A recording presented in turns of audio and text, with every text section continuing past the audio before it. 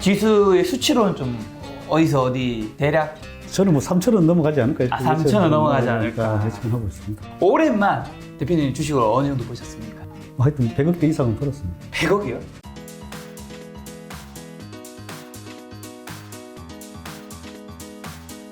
오늘 주제는 바로 슈퍼개미 주식 투자 편입니다. 예전에 지분 공시했던 게 대동금속 지분 6.05%, 대륙제간 지분 6.88%, 국일제지 지분 10.07% 이제 공시했었고 혹시 뭐 또 최근에 공시한 게 있나요? 네, 있긴 있습니다. 아, 몇 퍼센트 혹시? 한 7, 8%, 한 8% 가까이. 한 7, 8% 하신 게 있고 사실 김 작가 TV 채널에 이전에 한번 출연한 적이 있잖아요. 네, 대표님은. 있습니다. 네. 몇 회 출연하셨죠? 8, 9월 하신 것, 8, 9월 한 것 같은데. 네. 근데 그 사이에 어쨌든 올해 코스피가 이제 3월에 네. 굉장히 1,400대 폭락하고 지금 2,700, 800 근처까지 왔는데 네. 사실 이전에 올해 주장했던 대표님이 이야기들이 있잖아요. 네. 보니까 첫 번째가 1파 상승, 뭐 2파 조정 후 3파 상승 랠리가 올 것이다. 그 관련된 뭐 자료가 있는 것 같은데. 제가 올 초에 1,440여 대 네. 사실 뭐 바닥이다. 흑수저가 금수저가 될 수 있는 기회다 하고 말씀을 드렸고, 근데 이게 생각보다 좀 빠르게 가파르게 이렇게 상승을 했어요. 네. 그리고 보통 파동이 단기 파동이 또 있고 중기 파동이 있어요. 네. 근데 보면은 여기서 보면 단기 파동이 1파 네. 이렇게 상승을 하고 2파 조정은 좀 짧게 왔어요. 네. 그리고 또 단기 파동이 3파 상승을 하고 네. 이게 엘리어트 파동에 보면 이렇게 5파 상승을 한다고 그랬잖아요. 3파 상승을 하고 또 4파 조정이 이렇게 있어요. 조정이 있고 그 후에 또 5파 상승이 나오고 네. 이게 한 달락에 중기 파동이 1파동이 맞췄습니다. 어... 중기 파동이 맞히고 네. 그래서 그 다음 김 작가님이 나왔을 때가 아마 8, 9월 요때 요 고개를 들었나 안 들었나 했는데 요 파동도 보면 조정 파동도 보면 한 2개, 3개가 나와요. 네. 그래서 보통 하락 조정이 있고 기간 조정이 있는데 이번에는 약 기간 조정이라고 봐야 될 것 같아요. 네. 보면은 거기서도 보면 하나의 파동, 2개 파동이 3개가 나와요. 이렇게 A파, B파, C파로 나온다 하는데 제가 볼 때는 5번 나오는 경우가 더 많더라고요. 네. 그래서 뭐 하나, 둘, 셋, 넷, 5번은 이렇게 기간 조정을 마치고, 단기 또 중기 2파를 조정을 마치고, 그래서 요게 3파 상승을 여기 뚫어버렸습니다. 네. 뚫고 나서 이제 지속적으로 상승을 하고 있고요. 네. 그래서 이제 3파 랠리는 시작이 되었다고 보고 있고요. 그러면 이제 보통 엘리트 파동이 중기 2파를 완성했으니까 다시 3파 랠리가 시작되고, 네. 그리고 이게 11월 18일째니까 네. 최근에 찍은 게 하나 있을 거예요. 어느 그래서 11월 달에 보면 좀 네. 그 후에도 2,780까지 계속 올라가고 있는 그쵸. 추세고요. 그래서 이게 좀 더 지속될 걸로 보여지고요. 네. 이게 이제 뭐 미래를 예측한다면 이제 과거를 좀 비교해 보아야 되는데 네. 그거는 뭐 조금 이따가 다시 뭐 한번 말씀드리려고 하고요. 어쨌든 3파 랠리 그렇게 이제 저는 엘리트 파동으로 이제 대입을 해서 3파가 올 걸로 예상을 했었습니다. 아. 엘리트 파동으로 이렇게 3파 상승, 아니다 3파가 오고, 그리고 저번에도 말했다시피 1파는 유동성 장세라 그랬죠. 네. 돈으로 가는 장세. 네. 3파는 이제 실적으로 가는 장세가 이제 나오기 시작할 겁니다. 그리고 3파는 이제 각종 이제 소비재들이 많이 쓰이기 시작하면서 네. 이제 실적으로 나오는 장세가 보통 조금 6개월 정도 선행을 하다 보니까 미리 네. 반영을 될 수도 있다고 생각을 해요. 내년부터는 일단 백신이 나오고 일단 좀 나오면서 좀 폭발적인 소비 장세가 일어난다고 보여지고요. 네. 또 거기에서 또 소비가 많이 쓰여지면은 또 고용이 또 창출이 될 거고, 네. 그 고용이 창출된 사람들이 결국은 또 쓰는 장세가 나올 거예요. 네. 쓰는 장세가 나오면 그게 이제 5파 실적 장세가 나올 거예요.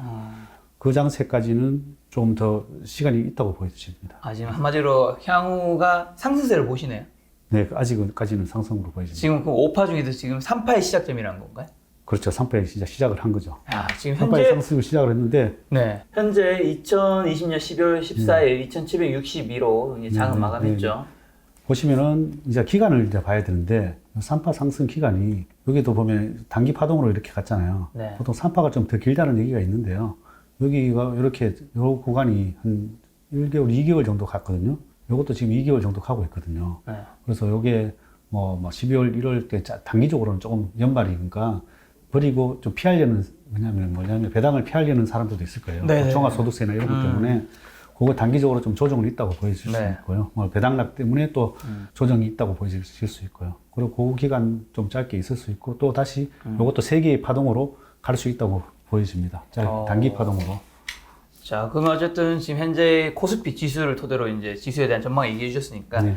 내년 네네. 2021년 네네. 지수 전망 이제 아래에서부터 위에서 요 범위가 있잖아요. 네네. 그것도 제가 사실 미래에 대해서 예측한다는 거는 네. 사실 정말 어려운 것 같아요. 그쵸. 사실 이거 지수를 예전에는 이거 맞추는 사람들이 상당히 뭐 괜히 얘기해가지고 자기 위신 깎아먹는 경우가 너무 많아가지고 저도 좀 조심스러운데 네. 일단 저도 이거 과거를 봐서 한번 예측을 한번 네. 해봐야 될 것 같아요. 제가 뭐 이 지수를 잘 예측하기는 어려울 것 같고 네. 제가 현재 시점 보면 지금 한 6개월 정도 상승을 하고 한 3개월 정도 조정을 거치고 지금 2개월째 상승을 하고 있거든요. 네. 그래서 이제 현재 상황은 이러니까 1파 상승, 2파가 3개월 쉬었고 3파가 얼마나 갈지를 예측을 해야 되는데 일단은 이 IMF 사태 때를 먼저 볼게요. 아, 네. IMF로 갑니다, 지금. IMF로 가보면 7개월 정도 상승을 하고 한 3개월 정도 쉬고 3개월 정도 캔들 쉬고 그 다음에 다시 보자 하나 둘 셋 4개 4개월 정도 상승을 하고 네. 다시 3개월 정도 쉬고 다시 3개월 정도 상승하고 그때 이제 이렇게 많이 내려앉았거든요. 네. 그래서 요렇게 좀 짧게 예측을 할 수도 있고 네. 그리고 이제 2003년도 이제 이렇게 보면 뭐 이제 가치주 장세가 올 때 보면은 이렇게 보면 12캔들이 상승을 하고 6개월 조정을 하고 또 18개월 상승을 하고 또 한 15개월 조정을 아, 하고 요 앞에 15가 개월수인가 봐요. 네, 개월수예요. 이제 월봉으로 제가 월봉으로 해놨기 때문에 네네. 월봉으로 해놨기 때문에 보시면 돼요. 그다음에 이제 9개월 상승을 했거든요. 네. 근데 최근에 이렇게 보면 조금 짧게 와서 네. 어쨌든 IMF 때랑 조금 비슷한 이렇게 캔들 모양은 나오고 있어요. 그래서 이제 어쨌든 단기적으로는 좀 짧게 와서 네. 좀 그런 부분은 좀 걱정이 되고 이 부분은 이렇게 길게 2023년도 같은 경우는 이렇게 길게 갔는데 좀 길게 가주기를 바라는 마음뿐입니다. 그래서 과거를 대비를 해서 네. 보는데 일단 상승은 5파까지는 상승을 할 걸로 보이지는데 네. 그 개월이 얼마나 지속될지 그거는 제가 예측은 못 하겠습니다. 이건 지금 차트적인 측면에서 네, 차트적인 얘기해 주신 측면에서 거잖아요. 얘기하신 거고. 그러면 지수의 수치로는 좀 어디서 어디 대략 절대 여러분 맞추는 게 아니라 그냥 그렇죠. 참고용으로 대표님 말씀해 주시는 거죠? 저는 뭐 3,000원 넘어가지 않을까 이렇게 3,000원 넘어가지 않을까. 예측을 하고 있습니다. 야, 근데 사실 올해 네네. 코스피 지수를 보면 어디 있죠? 이때 네네. 1439에서 이게 3월이었잖아요. 네네. 사실 원래 더블딥을 찍는다 이게 되게 많았잖아요. 맞죠, 근데 예. 더블딥 안 찍고 확 바로 올라가 버렸잖아요. 네네. 왜 안 찍었던 거예요, 더블딥을? 돈이 너무 많이 풀려서 그런 거죠. 돈이 지금 돈의 힘이 여지껏 푼 것보다 사상 최대로 풀었잖아요. 그쵸. 그래서 보통 지금도 이렇게 보면 그렇지만 과거에도 보면 뭐 사스 때나 보면은 어디냐 9.11 테러 때나 급하게 다 오를 때가 많았어요. 네. 9.11 테러 때나 보면은 뭐 언제였지? 이럴 때 이때도 그랬을 거고 요거는 이제 좀 쉬었다 갔고 네. 리먼 사태 때도 좀 쉬었다 갔는데 사스 때나 9.11 테러 때나 이럴 때 보면은 네. 다 그냥 바로바로 올라갔어요. 그래서 올라가서 어쨌든 네. 일단 제가 봐서는 그 돈의 힘이 너무 크지 않았나. 돈의 그리고 힘이 너무 크다. 금리도 제로 금리고. 네. 그래서 가파르게 사상 가파르게. 유례 없는 재정 확장 정책을 폈고 네. 양적 완화에다가 그 다음에 뭐 금리도 엄청 낮춰버렸으니. 어쨌든 향후도 좋아질 확률이 높지만 근데 만약에 그러면 어쨌든 지금 오를 상승세라고 하셨는데 요게 좀 꺾일 수 있는 위험 요인 우리가 확인해야 될 뭐 수치라든가 뭔가 신호 뭐 그런 것 좀 있을까요? 요런 게 좀 보이면 조심해야 된다. 저는 이제 금리 인상을 제일 쉽게 파악할 수 있는 매크로 지표는 금리 인상이지 않을까 생각을 해요. 금리 인상도 뭐 첫 번째, 두 번째 뭐 이런 것까지는 뭐 충분히 허용이 되고 네. 세 번째부터는 조금씩 이제 경계를 가지는 게 좋지 않나요? 근데 사실 미국에서 2023년까지 금리 저는 인상 안 한다고 했잖아요. 저는 그 전에 할 걸로 보여져요. 아, 그 말을 어긴다? 네, 어긴다고 보여져요. 이야, 요 괜찮으시겠어요? 미국에서 그 공식적 발표한 건데 거의? 발표는 했어도 네. 이게 왜냐하면 물가들이 계속 상승하고 네. 또 이제 주가도 계속 상승하고 과열이 시작이 되면 그런 물가들이 상승을 하면 금리를 자동적으로 올릴 수밖에 없다고 생각을 해요. 그래서 뭐 이렇게 올라가는데 그걸 계속 놔두면은 버블이 일어나니까 그거는 자꾸 제재를 하려고 제재를 할 수밖에 없다고 생각을 합니다. 어쨌든 금리 일단은 인상 그런 거를 말이라도 그렇게 해놔야 네. 사실은 이렇게 더 활성화되고 더 이렇게 경기도 살릴 수 있는 거니까. 만약 금리 인상을 하게 되면 주가가 좀 주춤할 수 있다라는 단기적으로는 뭐 주춤을 하겠지만 네. 뭐 두 번, 세 번까지는 단기 주춤하고 두 번, 세 번까지는 갈 수 있다고 생각을 합니다. 알겠습니다. 또 두 번째가 올해 주장했던 것 중 하나가 이제 반도체주가 좋아질 것이다. 네, 저는 항상 좀 미래를 좀 미리 예측하는 경향이 있다 보니까 네. 내년에는 폭발적인 소비 장세가 나온다고 보거든요. 반도체에서. 반도체가 아니라 모든 산업들이 다 그런 거죠. 뭐 예를 들면 뭐 이제 억눌렸던 소비들이 네네. 뭐 핸드폰도 사, 지금도 핸드폰 교체 수요가 많이 지나는 사람들 많다고 그러죠. 네. 핸드폰도 사, 그 다음에 뭐 가전제품도 사, 뭐 차도 사, 또 이런 것들이 수요들이 많이 생긴다고 보여요. 네. 그러면은 이게 모든 산업의 쌀 같은 존재가 반도체잖아요. 네. 그래서 이 반도체 수요는 계속 늘어날 것이다. 그래서 반도체를 좋게 보고 있고요. 그래서 이거는 또 이번에 보면 삼성전자 같은 경우에는 삼성전자 하이닉스 같은 경우에는 네. 증설을 하지 않아서 반도체 가격이 또 빅사이클이 온다고 그쵸. 그래서 요즘 여러 군데서 얘기하고 있으니까 네. 삼성전자 하이닉스 같은 경우에는 그걸로 또 이익적인 면에서 상당히 좋아지지 않겠나 이렇게 생각을 하고 있습니다. 특히 올해 초에 삼성전자를 사야 된다 뭐 이런 거 특히 초보 투자자일수록 네. 그런 얘기 많이 해주셨잖아요. 네네네. 지수랑도 연동이 될 수도 있고요. 네. 지수에 가장 보면은 산파가 상승이 온다면은 네.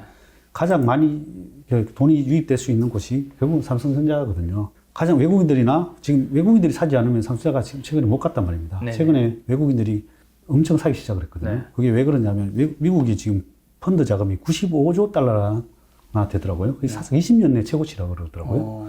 그러면 그 돈들이 자 미국 주식을 이렇게 보다 보면 생각보다 뭐 예를 들어 뭐 마이크론 같은 반도체를 가지고 있는 마이크론이나 이런 것들을 보면 생각보다 비싸단 말입니다. 삼성전자가 훨씬 싸단 말입니다. 네. 뭐 PER로 봤을 때 뭐 정면에서 삼성전자가 최근에는 지금 올라서 한 지금 올해 16대 나오는 것 같고 마이크론 같은 경우에는 올해로 봤을 때 지금 18대가 나오더라고요. 네. 그래서 삼성전자가 상대적으로 지금 싸게 보이는 거죠. 그런데 내가 만약에 미국의 펀드 매니저라면 미국은 너무 고평가돼 있네. 그러다가 바이든이 됐는데 이제 정세 정책을 펴지 않을까? 이런 나는 이제 미리 앞서간다면 그럼 이제 해외 신흥국들이 싼 회사들을 좀 봐야 되지 않을까? 그래서 지금 삼성전자를 미리 좀 사두지 않나 그런 네. 생각이 듭니다. 어쨌든 어제 지금 코로나 이후로 삼성전자 많이 올랐는데 네네. 향후도 그러면 더 좋게 보시는 거예요? 그래서 삼성전자는 제가 투자를 할 때 가장 이제 좋게 보는 것 중에 하나가 네.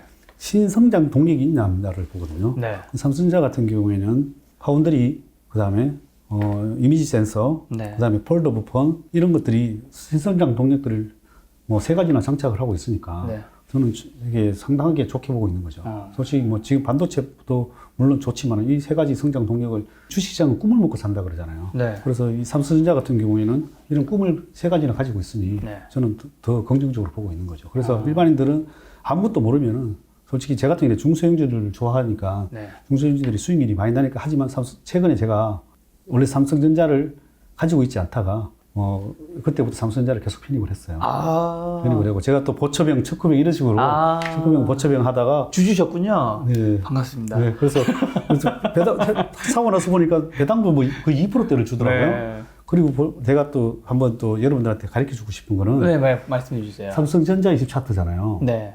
삼성전자가 이렇게 한동안 이렇게 쉬다 보면 최근에 박스피를 이렇게 뚫었어요. 이 박스피를 이렇게 뚫었어요. 네. 이 뚫을 때 윌리엄 오닐이나 잭시 리버머 차트 이론에 따르면은 네. 고가를 뚫었을 때 사라 그러거든요. 네. 신고가를 뚫을 때 윌리엄 오닐은 네. 자기가 신고가를 뚫고 네. 눌림목 줄 때 사라 그랬거든요. 네. 눌림목 컵 이론이라고 그러죠. 이렇게 보면 여기 보면 이렇게 컵이 이렇게 컵 손잡이가 만들어지잖아요. 그래서 제 같은 경우에는 여기서 샀고 네. 뚫을 때 사고 눌림목 줄 때 사고 이렇게 계속 나눠서 계속 샀어요. 뭐 제가 원래 뭐 중소형주를 하다가 최근에는 삼성전자를 본진을 투입을 했습니다. 야, 본진까지. 본진이 뭐 잠깐 세 개 있었잖아요. 네, 네. 촉구병, 적구병, 보초병, 오처병, 그다음에 본진. 네. 야, 본진은 한 장이었는데 최소. 네, 맞습니다.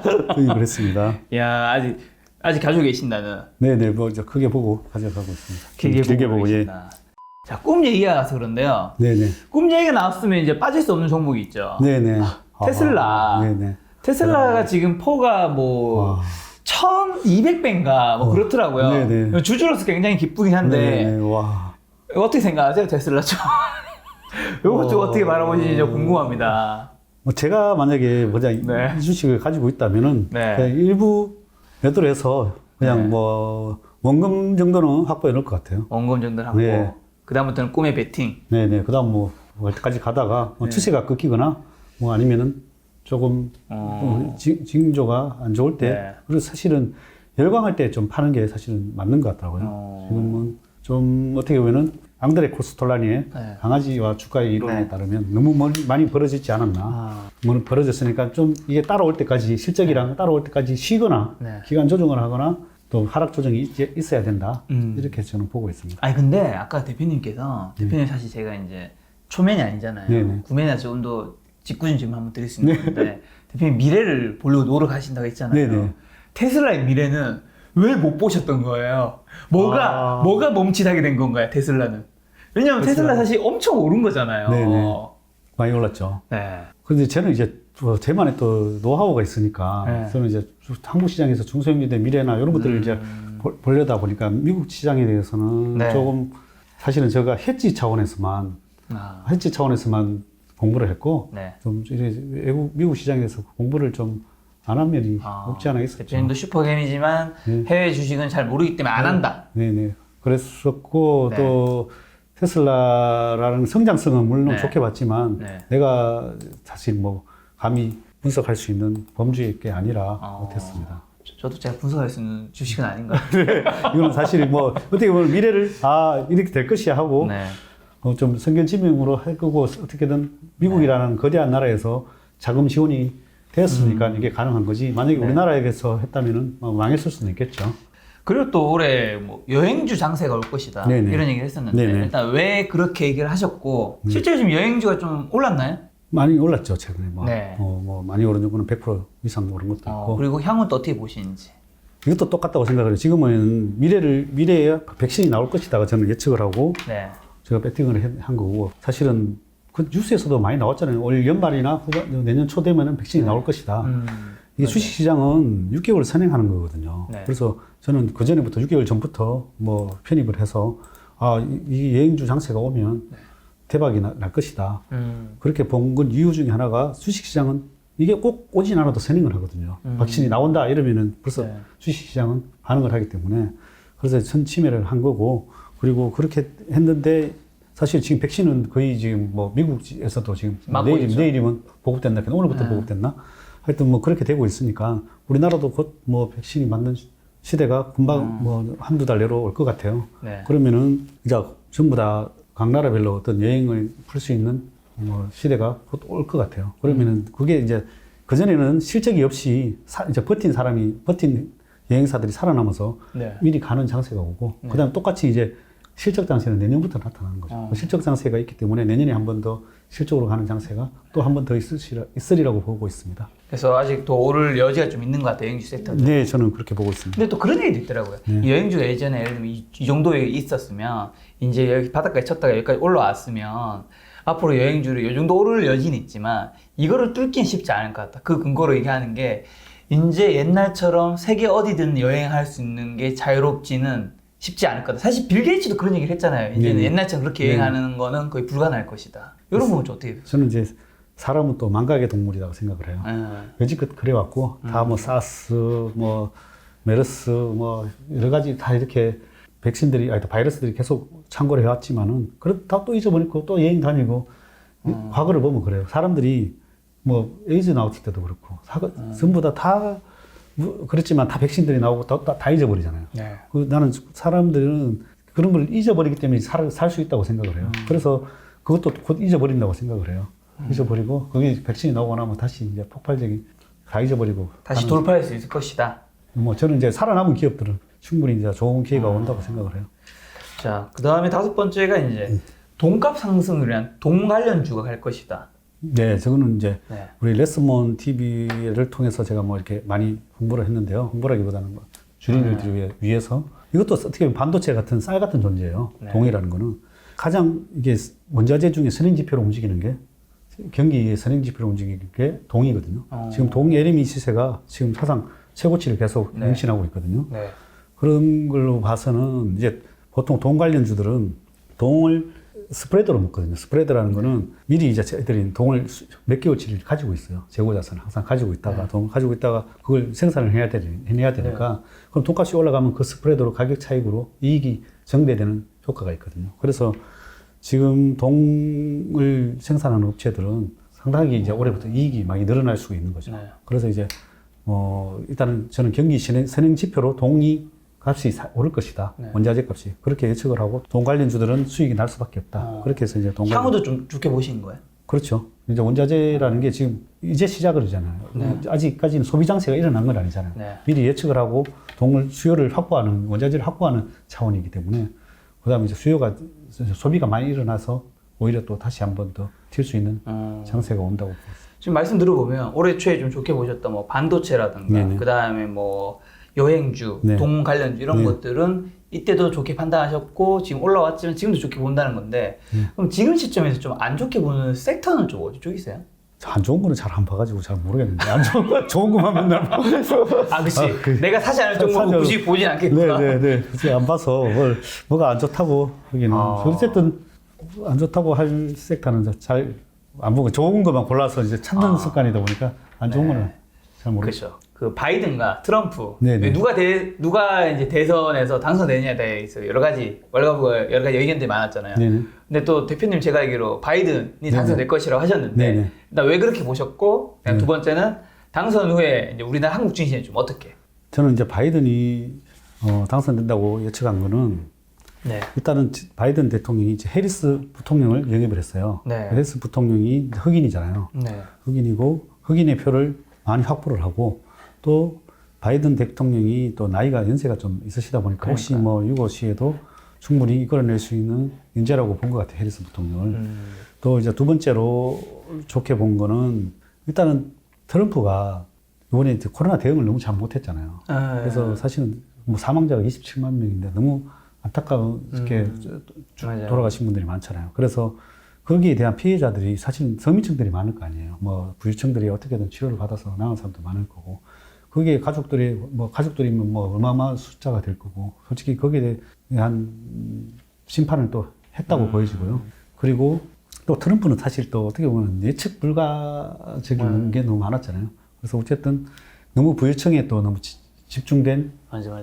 정책을 펴다 보니까 그런 서민층들이 많이 이쪽으로 돌아서지 않았나. 그렇게 미리 저는 돌아서지 않을까 이렇게 생각을 해서 바이든이 될 것이라고 했는데 어쨌든 맞았는 것 같습니다. 지금 이제 바이든이 돼서 한국 저는 증시에는 좀 어떻게? 네, 저는 이제 좋게 보는 게 트럼프가 사실은 중국을 계속 공격을 했었잖아요. 중국을 하면서 사실은 우리는 고래 싸움에 새우등 터지듯이 계속 뭐 끼어가지고 덕을 못 봤죠. 좀 어떻게 보면 별로 안 좋았죠. 자국민 우선주의도 하다 보니까 뭐 관세 정책이든 여러 가지가 사실은 피해를 보고 있는 상황에서 저는 그래서 개인적으로 트럼프가 우리나라에 봐서는 안 되는 게 국익에는 좋다. 그러나 뭐 바이든도 똑같을 것이다. 이렇게 예측을 하는데 그래도 저는 트럼프만큼 아무리 해도 못할 것이다. 그렇게 뭐 심하게 하지는 않을 것이라고 예측을 하고 있고요. 네. 바이든에 대해서 좋은 점 아까 얘기했다시피 바이든이 정세 정책을 펴거든요. 정세 정책을 펴는데 그러면은 세금을 계속 올리면은 트럼프가 아니라 펀드 매니저들이 그러면 나라에 있는 우리나라 기업들이 이익이 주는데 그럼 돈은 지금 유동성은 넘쳐나고 이 돈을 어디다 투자해? 그럼 내 같으면 신흥국을 눈여겨보지 않을까? 그래서 뭐 그런 자금이 지금부터 나는 이렇게 들어오고 있다고 생각을 하고 있어요. 그래서 미리 선견지명이 있는 펀드 매니저 같으면 내 같으면 이제 미국 주식, 고퍼 있는 미국 주식보다는 신흥국의 싼 주식을 눈여겨보지 않을까. 그래서 우리나라에 더 유리한 장세가 오지 않을까 생각을 하고 또 역사적으로 보면 미국이 한 10년 오르고 나면 또 신흥국들이 우리나라 같은 게 10년 오르고 이게 계속 반복을 해왔어요. 그래서 지금은 미국이 한 10년 오랐고 우리나라가 한 10년 동안 박스피했었거든요. 그래서 그게 지금 어쨌든 뚫었잖아요. 그래서 당분간은 우리나라에 유리한 한 10년 동안은 상승할 수 있는 여건을 만들어주지 않았나 생각을 하고 있습니다. 향후 10년이요? 어쨌든 뭐 역사적으로는 그런데 그 미래는 예측을 할 수는 없지만 역사적으로 그랬다. 알겠습니다. 네. 자, 올해 이제 어떻게 보면 대표님은 이제 코로나로 폭락했을 때 지금 들어가야 된다. 흑수저가 금수저가 될 수 있는 기회다. 라고 굉장히 강조하셨죠. 네, 그렇습니다. 그렇죠. 자, 그럼 대표님은 올해 주식 투자 수익률 지금 어떠세요? 지금 이미 이제 연말이잖아요. 네네. 어때요? 지금 한 해 동안? 뭐 일단 회사 계좌 같은 경우에는 뭐 200% 수익 나는 것도 있고요. 200%. 제 같은 경우에는 한 뭐 100% 가까이 났습니다. 100%. 네. 자, 그럼 이렇게 100%라고 하면 사람들이 그래서 얼마를 벌었다는 게 좀 헷갈릴 수 있잖아요. 올해만 대표님 주식을 어느 정도 보셨습니까? 하여튼 100억대 이상은 벌었습니다. 100억이요? 네. 10억 아니고요? 네, 그렇습니다. 아니, 지금 그 주식에 투자한 금액을 지금 수익을 착각하신 거 아니에요? 아닙니다. 네. 100억 이상 벌었다. 네네. 야, 이 영상은 남는 겁니다, 대표님. 네. 야, 그럼 자, 이렇게 들으면 우리가 또 어느 정도 증빙을 좀 봐야 되잖아요. 네네. 자, 100억 벌었던 그 사례 좀 보여줄 수 있나요? 일단 제가 한 종목 좋습니다. 가져왔습니다. 한 종목 가져왔고 좋습니다. 어느 걸 보여드리면 될까요? 자, 제가 이거 최근에 이제 종목을 하나 네. 여러분들이 이제 장기 투자해서 돈을 벌으라고 내가 하나 일부러 캡처해 가지고 왔어요. 야, 근데 이게 제가 얼마야 이게? 수익률이 476%짜리예요. 와, 아니 근데 평가손익이 40억이네요? 네, 40억입니다. 근데 이게 그것도 한 40% 아직 다 안 판 금액입니다. 일단 반 정도 40% 정도 판 금액입니다. 네. 40% 정도 팔아서 남은 금액이 이 정도입니다. 야, 이거 첫 글자는 얘기해 주세요. 첫 글자. 첫 글자는 첫 글자 알면 다 알 것 같아요. 아, 그래요? 네, 그러면 총 몇 글자예요? 네 글자. 네 글자. 첫 글자의 이니셜이 뭔가요? 이 정도는 뭐 얘기할 수 있죠. SS. S. 삼성일 수도 있잖아요. 삼성전자. 네, 네, 네, 했습니다. 오. 자, 이거 그러면 왜 사셨던 건가요?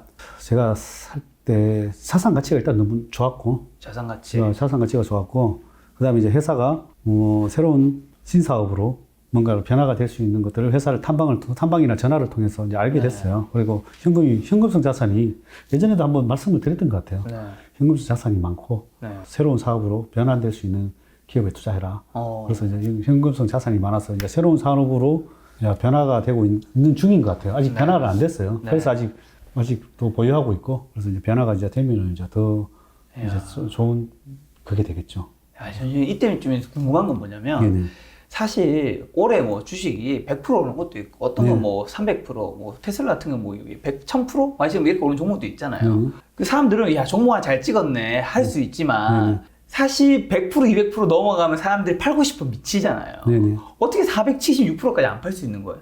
그러니까 이게 또 어떻게 보면 저만의 노하우긴 한데, 네. 영업 비밀인데, 그렇게. 좀만 이렇게 조금만.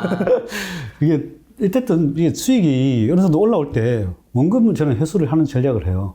아, 원금 회수해버리시고? 네, 그러면은, 자, 중간에 제가 이게 남은 게 지금 아까 한 40% 정도 팔았다 그랬잖아요, 40%. 네. 그런데도 이 정도니까 중간에 예를 들면 막 계속 올라오면서 이거 같은 경우에는 제 같은 경우는 원래 100% 정도 수익이 났을 때 원금 회수 전략을 먼저 해요. 그럼 100% 나면은 원금 회수하고 나머지를 가져가는데 네. 이 정도 같은 경우에는 더 확신이 있어가지고 한 200%, 3%더 넘었을 때부터 원금을 회수한 것 같아요. 원금. 200%대 원금은 빼고 나머지는 계속. 나머지를 계속 가져가는 거죠. 계속 가져가서. 그렇게 하면 어떻게 보면 좀 더 이게 더 오르더라도 마음이 좀 마음 편하게. 편하죠. 그래서 이제 내 원금 뭐 이상을 원금 할 수도 있고 원금 이상을 할 수도 있잖아요. 그러면 100%, 200% 올랐을 때 원금을 회수하고 나면 그다음 나머지는 내가 다 버린 거니까 마음 편하게 이제 갈 때까지 가져가 보자 할 수 있는 그거 거죠. 괜찮네요. 네. 일반 투자자분이 좀 네네. 적용하기에. 네네. 그래서 저는 이제 종목을 살 때 일단은 이 종목이 100%날 주식이냐 아니냐를 먼저 보고 투자를 합니다. 100%날 주식이냐 네네. 아니냐. 100% 이상 날 주식이냐. 야, 그거 좀 참고하는 지표들이 뭐 어떤 것들이 있는 거죠? 한 3-4가지가 있는 것 같아요. 네. 첫 번째는 턴어라운드 되는 종목. 턴어라운드. 네. 그 다음에 두 번째는 신사업이 부과되는, 지금 이런 같은 회사죠. 네. 신사업 같은 붙는 회사. 그 다음에 세 번째로 자산 가치가 높은 회사. 자산 가치가 너무 그렇게 자산 가치가 너무 좋은 회사. 네. PBR이 낮은 회사.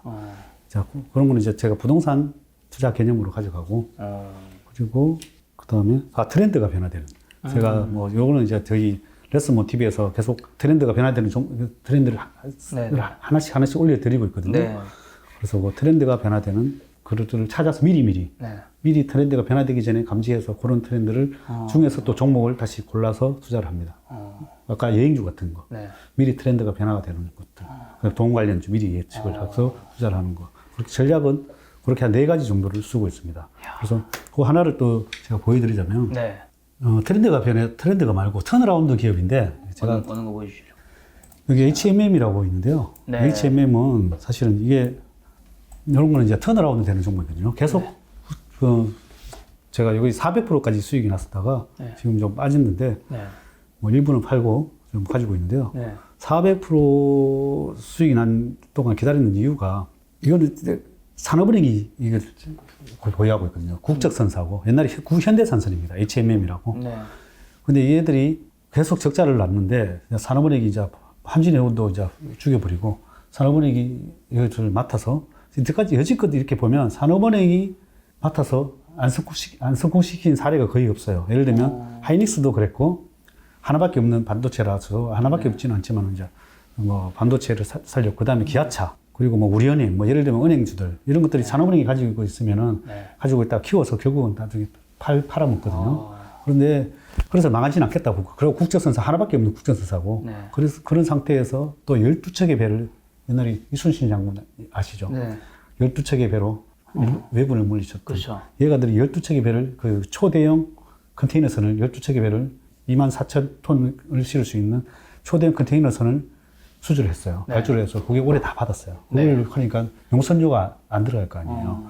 그래서 이제 올해는 이익이 날 수밖에 없는 거죠. 거기다가 이제 내년 그것까지 8척을 또 더 해놓은 상황이라 그러면서 이제 또 여행이 안 가면서 비행기들이 물류가 이제 힘들어진 거죠. 비행기 물류가. 그러다 보니까 더 용선료들이 아니다.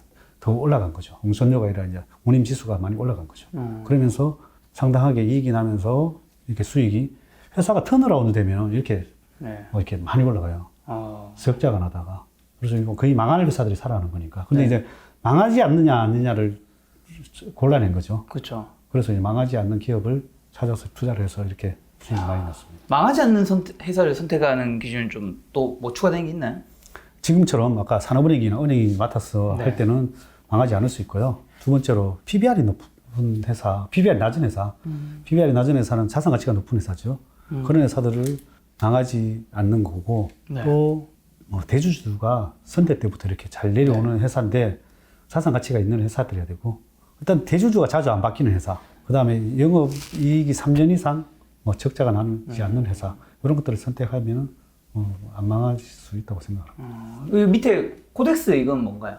그래서 여러분들이 내가 이걸 왜 들고 나왔냐면 여러분들이 사실 투자하기가 종목 고르기가 쉽지 않잖아요. 제가 이 코로나 때 제가 샀던 주식이 제일 쉽게 살 수 있는 게 많이 살 수 있는 게 코스닥하고 지수 레버리지 상품이죠. 많이 살 수 있고 또 살 수 있는 것들이 저는 중소형주를 좋아하다 보니까 그런 것들을 많이 살 수가 없으니까 그냥 제일 쉽게 살 수 있는 게 지수 관련주예요. 그때 많이 빠졌으니까 코스닥 레버리지랑 코덱스 레버리지를 샀어요. 코스닥 150 레버리지랑 그거 샀는데 이게 지수 관리 다 200% 가까이 올랐어요. 그 지수만 사도 이렇게 200% 먹을 수 있다는 거죠. 시장 평균보다 따블이 먹은 거죠. 그래서 이 지수만 샀어도 충분히 이렇게 벌 수 있다는 거죠. 그래서 여러분들이 나중에 이런 위기가 오면 나 이것저것 머리 아파 복잡해 이러면 이제 지수를 배팅하는 것도 하나의 방법이다. 그래서 이제 이걸 들고 나왔습니다. 위에가 아래가 뭐가 다른 거예요?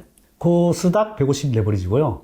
밑에 거는 코덱스 레버리지니까 이제 코스닥 지수가 올라갈 때 올라가는 거고 코덱스 레버리지는 코스피 지수가 올라갈 때 2배로 올라가는 지수보다 2배로 올라가는 상품이에요. 그 상품이구나. 네네. 지수 관련해서 ETF 상품입니다.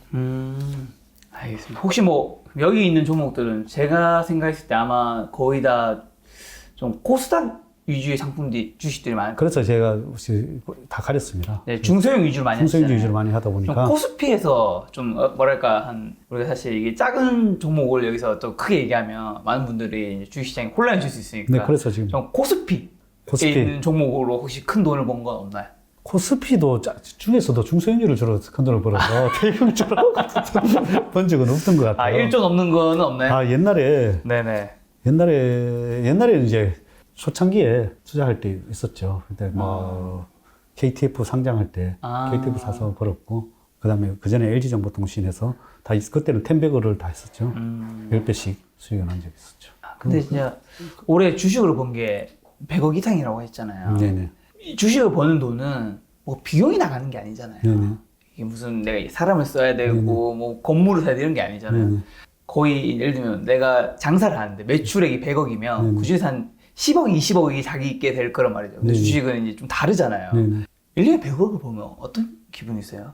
제가 도저히 예측이 안 됐어요. 그래? 사실 이 전광판의 숫자라 사실은 좀 이게 그거는 감흥은 별로 없는 것 같아요. 그래서 오히려 뭐 초반에는 그런 감흥이 많았는데 지금은 그냥 전광판의 숫자인 것 같아요. 별 감흥은 알겠습니다. 자, 그럼 이제 대표님 이렇게 수익이 나셨으니까 이 수익의 노하우를 우리도 좀 받을 수 있게 요즘에 대표님이 좀 주목하고 있는 세상의 변화, 이 턴어라운드 트렌드 좀 어디 쪽입니까? 턴어라운드요.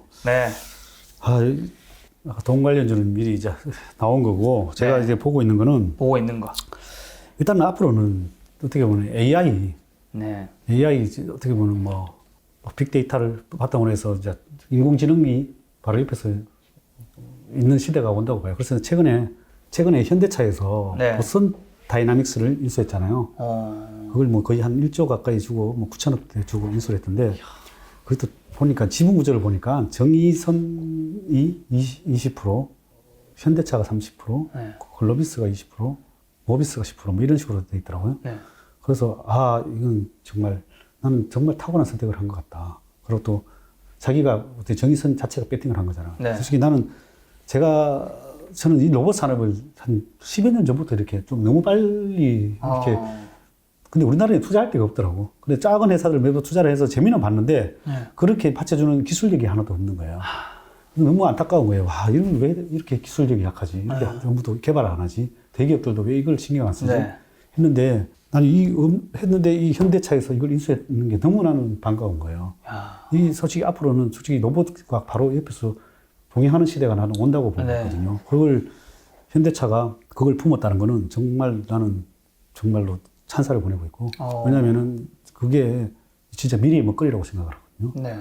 솔직히 뭐 전쟁도 사실 이제 앞으로는 뭐 로봇으로 한다고 하거든요. 맞아요. 로봇으로 하고 나는 이제 그런 시대를 저는 사실 솔직히 10여 년 전부터 10여 년 더 된 것 같아요. 왜 이런 것들을 미리미리 하지 않냐. 전쟁도 로봇도 다 만들지 않냐. 터미네이터 뭐 그런 생각 하신 거 아니에요?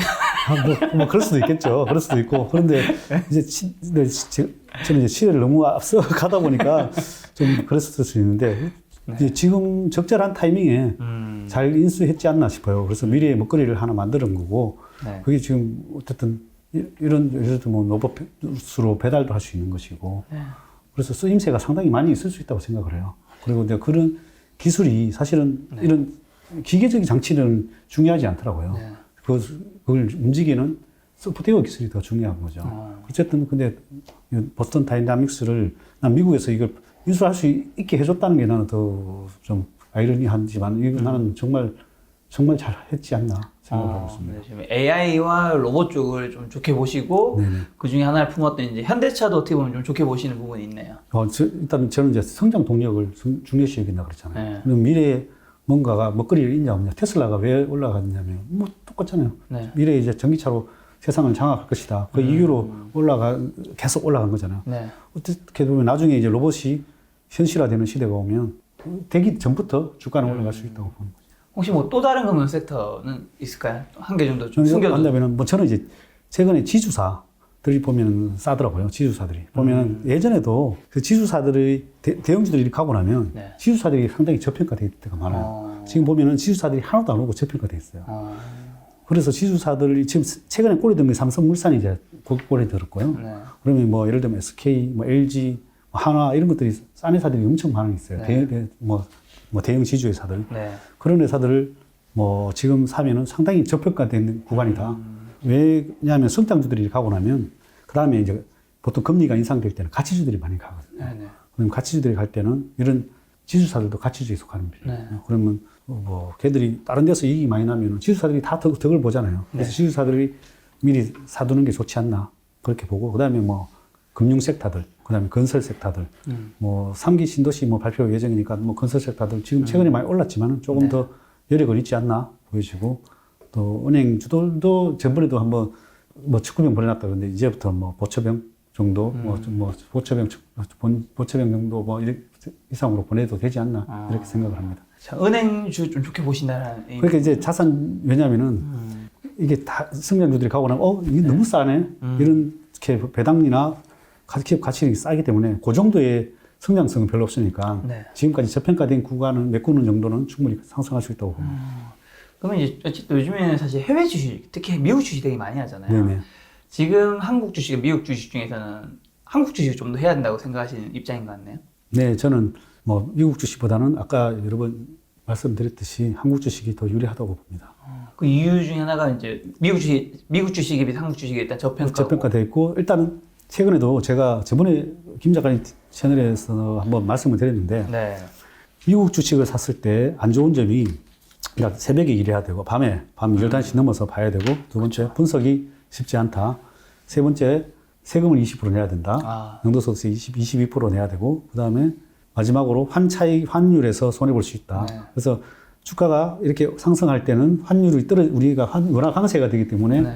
손해볼 것이다. 근데 지금 계속 원화가 계속 강세가 되고 있으면서 지금 그렇죠. 그래서 제가 봐서는 세금 22%에 100%가 수익이 났다 치더라도 네. 한 30-40%는 까진 거예요. 맞아요. 30-40% 까진 거라. 그래서 제가 그때도 그렇게 말씀드린 게 그러나 삼성전자를 예를 들면 충분히 또 따라가고 있잖아요. 우리나라의 좋은 주식들도 계속 많이 올라가고 있잖아요. 그래서 저는 당분간은 한국 주식도 잘 찾아서 하시면 그래서 미국 주식을 꼭 하지 말라는 게 아니라 맞아요. 저번에 내가 미국 주식 하지 마라 그랬다고 댓글에 엄청 안 좋더라고. 왜냐면 제가 지금 그때 갑자기 샘 썸네일이 생각나면서 약간 죄송스러운 마음도 드는 게 그때 영상의 썸네일이 조금은 셌어. 네, 그래서 그러지, 다 댓글들이 막 엄청 안 좋더라고요. 그때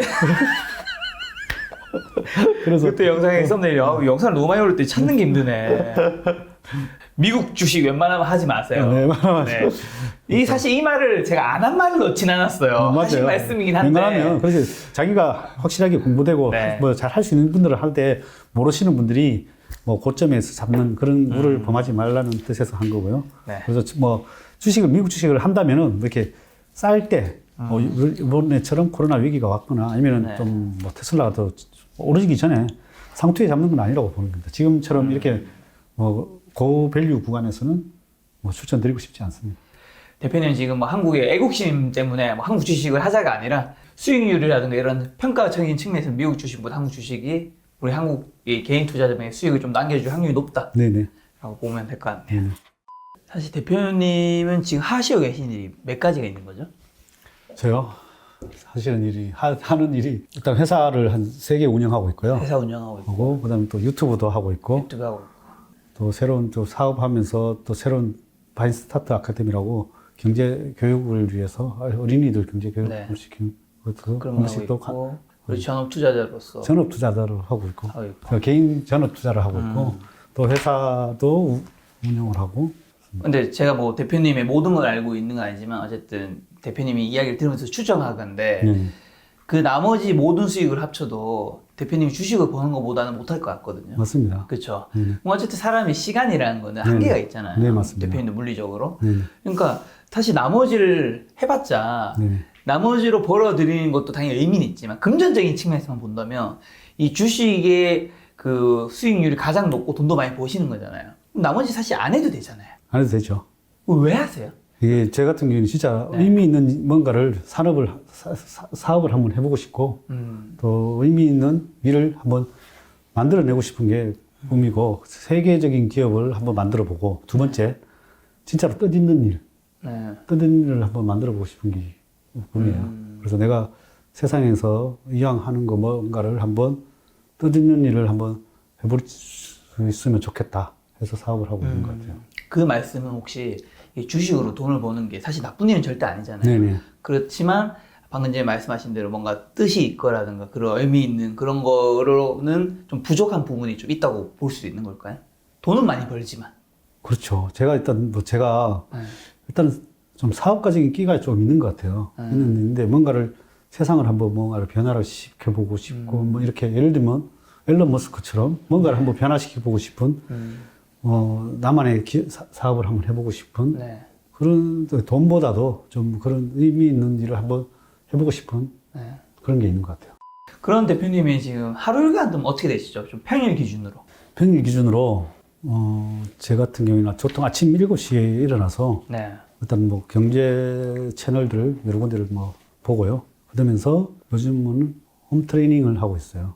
그전에는 이제 수영도 하고 아침에 일어나서 뭐 이렇게 사우나도 하고 이랬는데 요즘 코로나 때문에 할 수가 없으니까 그전에도 홈 트레이닝 한 10분 정도는 했어요. 집에서 이제 일어나자마자 이제 스트레칭하고 뭐 푸시업도 하고 잇몸 일으키기도 하고 일단 몸 관리를 좀 나름대로 하려고 이제 그렇게 하고 그러면서 뭐 앉았다 일어섰다 스쿼트도 하고 뭐 그렇게 이제 하고 그다음에 이제 신문 보고 아침 먹고 출근해서 뭐 직원들하고 회의도 하고 뭐 이제 시장을 보고 이제 그 전날에 이제 미리 이제 일지를 써놓는 게 아니다. 그거는 이제 다음 단계니까. 그래서 이제 뭐 팔아야 될 거, 사야 될 거 뭐 이렇게 주문좀 넣고 그리고 뭐 사실 꼭 없어도 안 봐도 될 때는 뭐 복불복이다 생각하고 안 볼 때도 있어요. 그래서 안 보고 뭐 바쁠 때는 회의나 네. 또 뭐 탐방을 가거나 또 뭐 그럴 때는 그리고 이제 제가 이제 회사를 여러 군데 운영하다 보니까 이쪽 회사도 갈 때도 있고 저쪽 회사도 갈 때도 있고 왔다 갔다 할 때도 있고 또 이렇게 탐방 갈 때도 있고 찾아와서 NDR을 할 때도 있고 네. 기업들이 뭐 비상장 또 투자들도 하다 보니까 비상장 회사들도 많이 찾아와요. 네. 그래서 뭐 그런 것들 듣기도 하고 그리고 나서 이제 저녁에는 주로 금융 관련 사람들이나 아까 이런 관련 사람들도 만나서 식사도 하고 그렇게 해서 하루 일과를 마무리합니다. 그럼 대표님 그 장이 열린 개장 시간이 9시 또 오후 3시 반까지는 거의 뭐 모니터 앞에 계신 건가요? 어떻게 되나요?